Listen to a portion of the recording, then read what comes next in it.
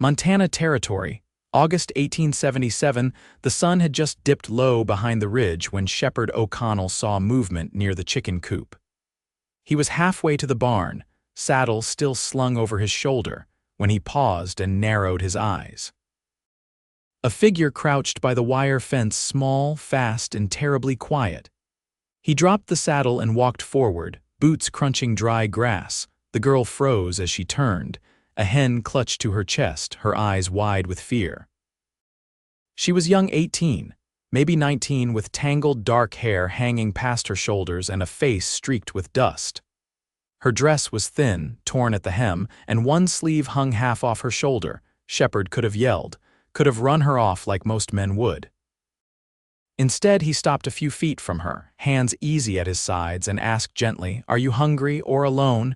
The girl blinked like she could not believe what she heard. Her grip on the chicken loosened. "What?" He nodded toward the coop. "You are not stealing for fun, so what is it? Hunger?" "Or no one left," she swallowed hard. "Both. Put the hen back, come inside." She looked like she might bolt, but she did as he asked, lifting the coop gate and releasing the startled bird. Then she turned toward him with uncertainty in her eyes. "I will not hurt you," he said. "Come on. You need real food." She followed him across the yard, keeping distance, her footsteps hesitant. The sky had gone from orange to deep blue, the first stars blinking above the prairie. Shepherd opened the cabin door and stood aside. It was a simple place. One room, wood stove, table, 2 chairs. A cot along the left wall, a chest at the foot of it. He lit the lantern and waved a hand toward the nearest chair. The girl eased into it slowly. "What is your name?" he asked, moving to the stove.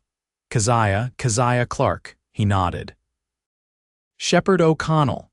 She watched him with wary eyes as he poured water into a kettle and fetched bread from a tin. He added beans to a pot and set it over the flame. "You from around here?" he asked. "Used to be," she said after a pause. "My folks had a homestead near Flathead Lake. Died 2 winters back.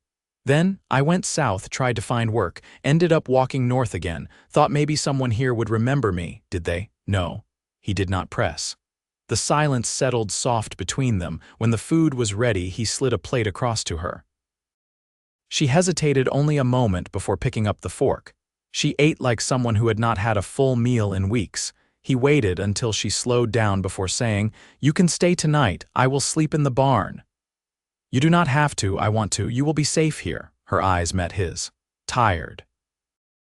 Grateful, still a little afraid. "Thank you." The next morning, Shepherd walked back into the cabin with the sunrise and found her sitting at the table, arms wrapped around herself. "I will ride into town," he said. "Pick up supplies. You need boots and a coat." Keziah stood, alarmed. "I should go." "Where?" She looked down, jaw tight. "You are not stealing again, not if I can help it."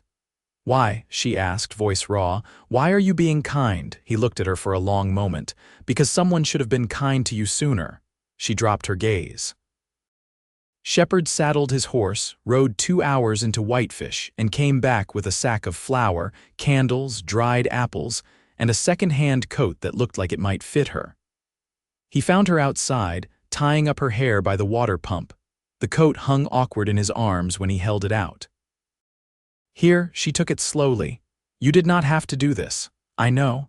She pulled it on, and though it was a little big, it looked warm. She smiled, soft and unsure. "Thank you." That night, she sat across from him at the table again, the lantern casting gold light over her face. She looked better, already stronger. Her voice had more ease when she asked, "Were you always out here alone?" "No, my brother and I built this place. He died 4 years back, fever." "I am sorry," he nodded once. "It got quiet after that." "Real quiet." "I know how that feels." He looked at her, and for a moment something passed between them, understanding, quiet and real. Keziah stood, took both their plates to the basin and washed them without a word. When she turned, he was still watching her. "You can stay," he said. "Long as you want." Over the next days, something shifted. She started sweeping the porch, feeding the chickens, patching an old quilt she found in the chest. He showed her how to split wood. She laughed the first time she got it right. He had not heard laughter in this cabin in years. One morning, she brought in a bundle of sage she had picked near the creek and laid it on the table. "Smells like home," she said. He looked at her, sunlight catching the curve of her cheek. "You feel like home." She froze, then looked down, flustered but smiling. "You do not waste words, do you?" "No," she stepped closer, heart pounding under her ribs. "Neither do I." He took her hand, slow and careful. "You do not have to be alone anymore, Keziah, I know," she whispered. "I do not want to be." That night she slept on the cot and he took the floor nearby. When she woke from a nightmare just before dawn, he was already there, sitting beside her, his hand resting on hers. "It is all right," he said. "You are safe." The way she looked at him, then like he was the first solid thing she had seen in years, made something in him shift deep in his chest. She reached up and touched his cheek. "You are the first person who ever asked me if I was hungry or alone." "I am glad I did," he said. So was she. The first frost came early that year. Shepard woke to the brittle hush of ice on the windowpane, his breath clouding the air as he stoked the stove's embers back to life. Outside, the prairie held still beneath a thin veil of white. He stepped into his boots, pulled on his coat, and opened the cabin door to find Keziah already outside, her fingers curled around a tin mug, watching the horizon like it might answer something. She turned at the sound of the hinges. Ground stiff. "The chickens wouldn't come out this morning. They'll stay warm inside," he said, rubbing his hands. "You cold?" She shook her head, then added, "Not enough to matter." He stepped down onto the porch beside her. The wind carried the scent of pine and smoke. She didn't look at him, but her voice held something new when she asked, "You ever think about leaving here?" He watched the tree line for a beat before answering. "I used to. After my brother passed, I thought maybe I'd ride south, see New Mexico. But I never had a reason strong enough to go." She nodded slowly. "I used to dream about California. My ma had a cousin there, used to send postcards. Beaches, orange groves, things I couldn't picture."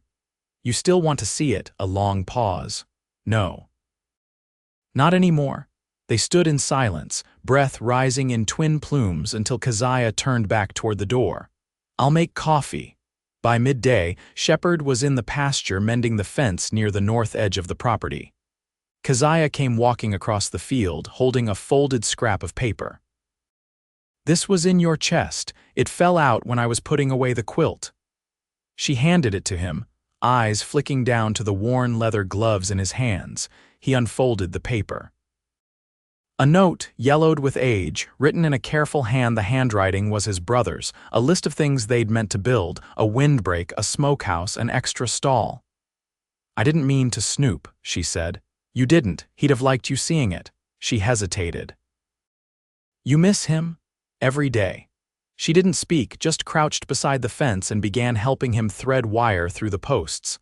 They worked in rhythm, no need for instructions. Her knuckles were red and raw by the time they finished, but she didn't complain. Later that evening, while Shepard was oiling his saddle by lamplight, Keziah lingered by the hearth. She watched the fire throw light across the floorboards, then said, "There was a man. After my parents passed.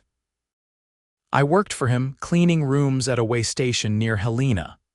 He looked up, setting the rag down. "He wasn't kind," she continued.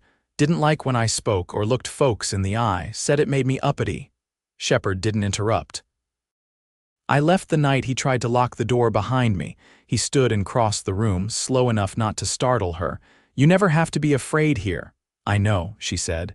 "It's just, I'm still learning how not to be." Shepard reached out and touched her wrist, just barely. "I've had to learn things slow too." She shifted closer, the firelight catching the hollow of her throat. "You don't ask me to be anything but myself." "I wouldn't know how," he said. She looked up at him, gaze steady. "What did you do before this place?" He thought a moment. "Drove cattle across Wyoming. Spent a season trapping near the Bitterroots. Worked 2 winters in a sawmill outside of Missoula." "Did you like any of it?" "I liked moving, but I like staying more." She nodded once. "I think I do too." The next morning, they saddled both horses and rode to the river 3 miles east. Keziah had asked if she could learn to ride proper, not just the way she had as a girl bareback, with a rope halter and no saddle. Shepard brought the old mare he used for fence work, steady and sure-footed. She practiced turns along the bank, clumsy at first, then smoother as the morning wore on. He watched her shoulders loosen, her back straighten. When she managed a full loop without tugging the reins too hard, she grinned, really grinned, and the sound of her laughter startled a pair of birds from the grass. "You're a good teacher," she called. "You're a quick study." They rode back slowly, letting the horses walk. Keziah's cheeks were pink from the wind, and her eyes held something brighter than he'd seen before. As they dismounted by the barn, she said, "I never had anyone who wanted to teach me things. Not like this." "You've got someone now," he said, tying the reins. She looked at him for a long while. "Then maybe I'll stay." He stepped toward her, brushing a bit of dust from her collar. "That'd suit me fine." She leaned in then, not tentative but sure, and pressed her lips to his warm, dry and real. No suddenness, no rush, just the quiet weight of trust earned. When she stepped back, her eyes didn't waver. "I don't want to run anymore," she whispered. He cupped her cheek with one calloused hand. "You don't have to." The sun was dipping low again as they walked toward the cabin, side by side, boots kicking up dry leaves. The wind had softened. The world, for once, felt still. By late September, the days shortened fast. The sun barely cleared the ridge before it dipped again, and the nights had turned sharp with cold. Shepherd added another layer of bark to the kindling pile and began setting aside dried meat and root vegetables in the cellar. Routine settled quiet between them, not heavy, but familiar. Keziah rose before light, sewed patches into old linens, learned the rhythm of the pump handle without spilling a drop. She didn't ask where things belonged anymore. She already knew. One afternoon, Shepherd returned from hauling lumber with a splinter deep in his palm. Keziah saw the way he kept flexing his hand and crossed the room without a word, tugging the basin closer. She boiled water, fetched clean cloth from the cupboard, and held out her hand. "Let me see." "It's nothing." She arched a brow. "It's stuck." "That's something." He sat at the table, palm turned up in hers, while she worked the sliver free with a steady needle. His skin was calloused, the veins raised from years of rope and hammer, but her touch made him still. "You done this before?" he asked. "With horses, mostly." "Once or twice with my own foot," he glanced at her. "How'd you manage that?" "I was 12. Stepped on a fence staple barefoot. Told my pa it was just a scratch. He told me to prove it." "Did you?" "Pulled it out myself and walked to the barn." He huffed a quiet breath. "You were stubborn." "I still am. You don't say." She gave his hand a final wrap with cotton and tied it snug. "Try not to split it open again." He flexed his fingers. "You fix fences and people both." "I do what's needed." That night, a windstorm rolled in from the north, snapping branches and rattling loose boards on the shed. Keziah stood by the window, watching the trees bend, her arms folded tight. "You all right?" Shepherd asked, setting the lantern on the table. "I keep thinking it'll rip the roof clean off, like that night in Flathead, the year the chimney gave out." He moved beside her. "This cabin's held longer than most." "It won't give." She didn't answer but leaned a little closer, her shoulder brushing his. The wind howled once more, then softened. They stood there until the quiet returned, and then she turned to him, voice low. "Do you think you could ever build something more, not just walls and fences, but a whole life?" "With you," she looked up. "With me," he didn't hesitate. "Yes," she nodded once. "Then I will too." The next morning, she asked him to teach her how to fire the rifle. They walked past the pasture to where the land dipped into a dry creek bed. He propped a tin can on a fence post, then handed her the Winchester. "Don't let it kick you. I've seen it done." Seeing and doing her different. She lifted the rifle, braced it to her shoulder, and fired. The recoil knocked her back a step, but she caught herself. The can stayed standing. "You flinched at the last second," he said. "I didn't miss by much. Try again." By the fourth shot, the can fell. She lowered the rifle, cheeks flushed, not from the cold. "You're not bad," he said. "I like the weight of it. Solid, reliable." He nodded. "Like knowing you can defend what's yours." She set the rifle down gently. "I never had anything I could call mine before. You do now." They walked back slowly, boots crunching frost, stiff grass. Keziah stopped halfway and looked out over the stretch of land that ran toward the distant timberline. "Do you ever wish for more neighbors?" she asked. "Sometimes. But I wouldn't trade quiet for noise. I think I'm starting to understand that." He watched her profile as the breeze caught her braid. She looked taller somehow, not in size, but in the way she carried herself now, less wary, more certain. That evening, she pulled a folded lace collar from the bottom of her satchel. It was yellowed with age, hand-stitched. "It was my mother's," she said, laying it on the table. "I've kept it through every place I slept rough. It's beautiful. I want you to have it." He looked up at her. "You sure? I want to sew it into something new, a shirt maybe, something you'll wear." He laid his hand over hers. "Then it'll be the finest thing I own." Outside, the wind had stilled. The sky stretched clear with stars and the air held that deep blue hush just before dark. Keziah reached for the lantern, then paused. "There's something I've been waiting to say." He turned toward her. "I'm not just grateful to be here," she said. "I'm glad it was you, that night, that it was your voice that found me." He stepped close enough that they stood only a breath apart. "I've never wanted to be needed by anyone," he said. "Until you." She let her forehead rest against his chest.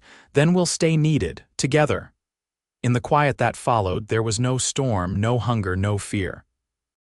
Just two people, forged by time and hard miles, standing steady in the middle of something lasting. The days settled into a rhythm that neither of them marked aloud, though both felt it a slow, steady current pulling them forward.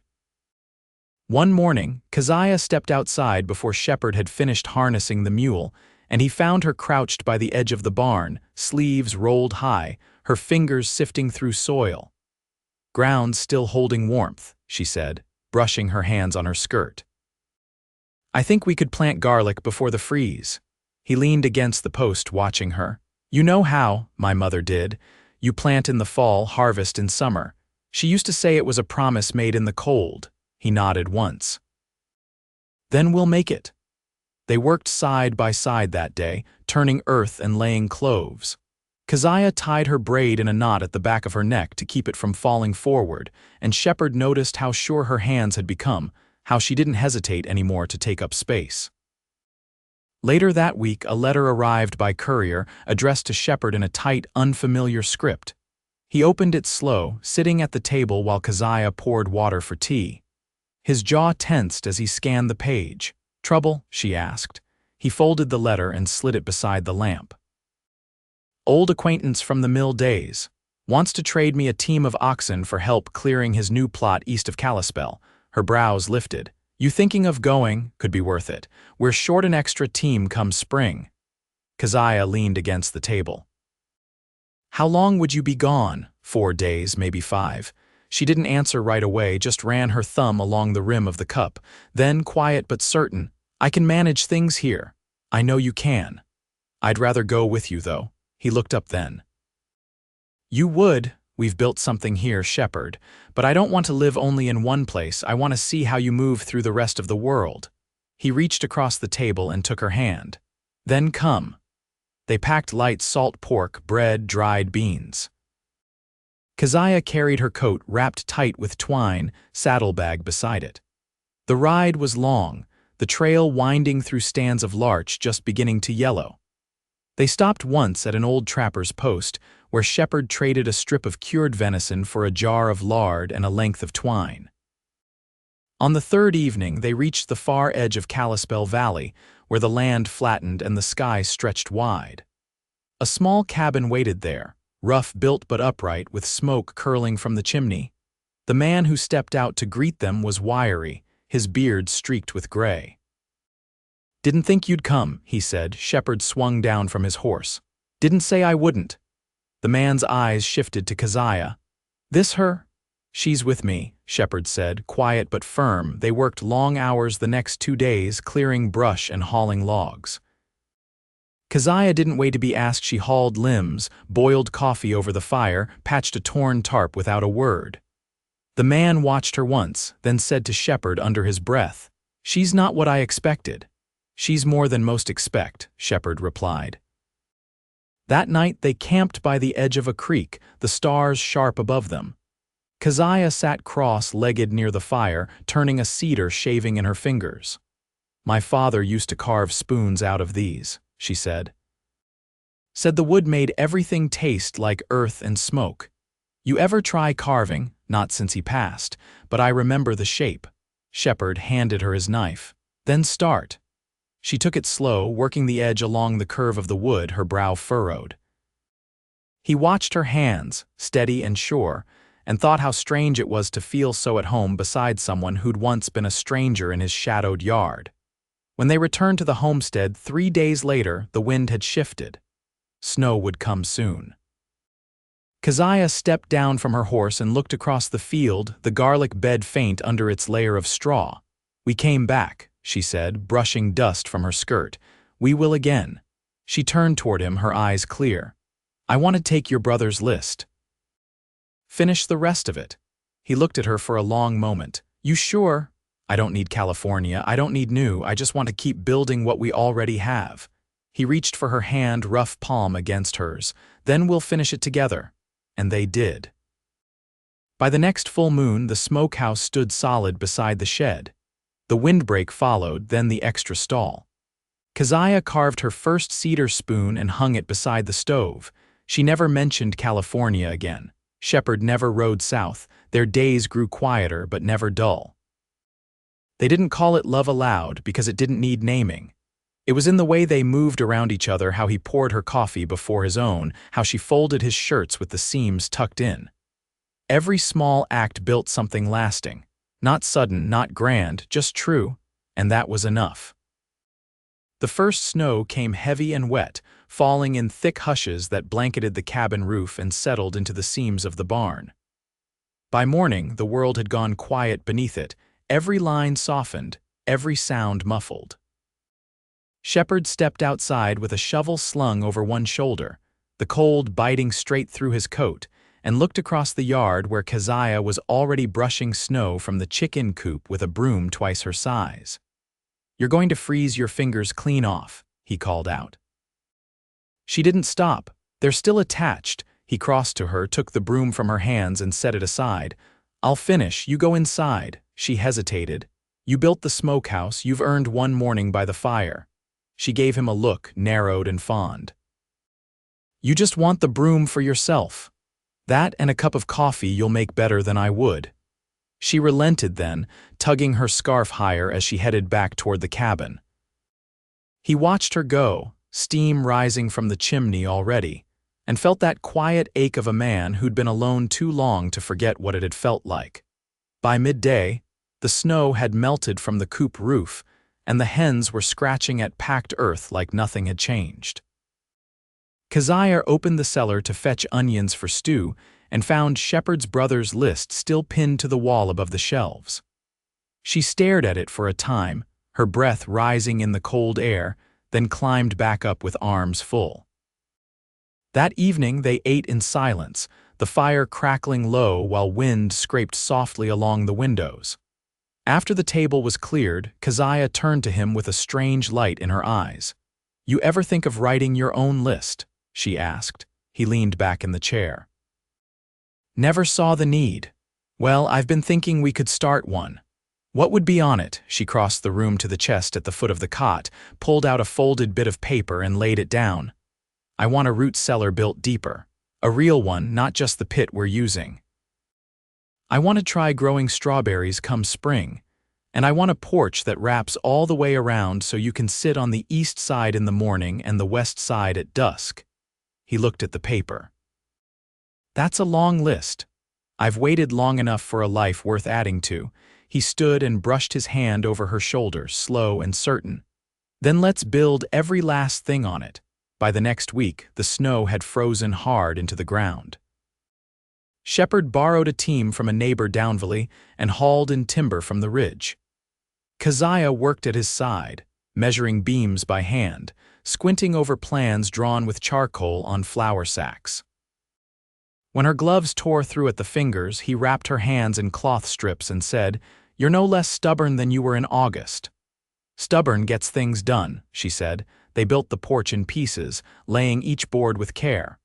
By New Year's, the west side was finished.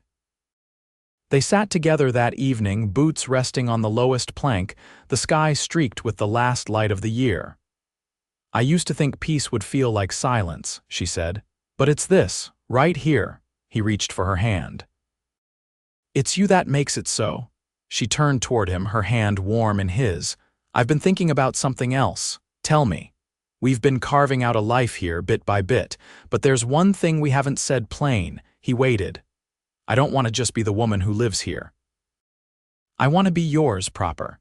He blinked once, slow and sure, then said, "You already are. I mean it legal. I do too." They didn't wait for a preacher to pass through. Shepard rode to the county clerk's office in Flathead and returned 2 days later with the license folded in his coat. That Sunday they stood in the parlor of the clerk's own house, hands clasped, boots still dusted with road salt. The man spoke quiet and simple words, and Keziah's voice didn't waver once when she said, "I do."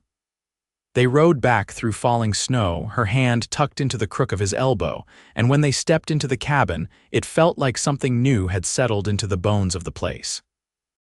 That night, she unpinned her mother's lace collar from where it had hung and stitched it into the neckline of a new dress she'd made from blue wool they'd traded for in town. She wore it while they ate the bread she'd pulled from the hearth, and he couldn't take his eyes off her. "You look like the future," she smiled, quiet and full. "You're mine."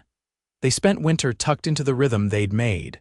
Shepard carved the last beam for the porch rail, and Keziah planted herbs in window boxes that would wait until spring. They slept with the stove ticking warm behind them, her head on his chest, his fingers woven into hers. By March, the first thaw came. The garlic sprouts pushed up through the straw, green and stubborn. They finished digging the new root cellar together, and she painted their names on a wooden sign that hung above the door, O'Connell Homestead. One morning, she stood on the east side of the porch, watching the sun rise over the field, and he stepped beside her with a cup of coffee in each hand. "We missed one thing on your list," he said. "What's that?" "A wooden cradle." She turned to him, eyes widening. "I figured we might need one by harvest." She set the cup down, her hands shaking just slightly. "You're sure?" "I've been sure since the day I saw you let that hen go." She pressed her forehead to his chest, laughing through tears. "Then we've got more building to do." And they did. They built a cradle from cedar and ash, laid it with the quilt she'd stitched through autumn. They added a rocking chair to the porch and planted strawberries along the house's southern wall. Shepard taught her how to read ledger books, and she taught him to braid rope that wouldn't fray in snow. When the baby came on a warm September night, Keziah whispered, "She looks like your brother." Shepard held the girl close, his voice rough. Then he didn't miss everything. They named her Clara. She grew strong and loud and sure, her mother's eyes and her father's quiet ways. The porch wrapped all the way around by then. The strawberries came in sweet and thick. The garlic harvest was hung in neat braids across the smokehouse rafters. And every evening, as the sun dipped low, Keziah leaned into the man who'd once asked if she was hungry or alone, and Shepard wrapped his arm around the woman who'd brought life back to the quiet cabin in the valley. They never left. They never needed to. Everything they'd wanted, they'd built together.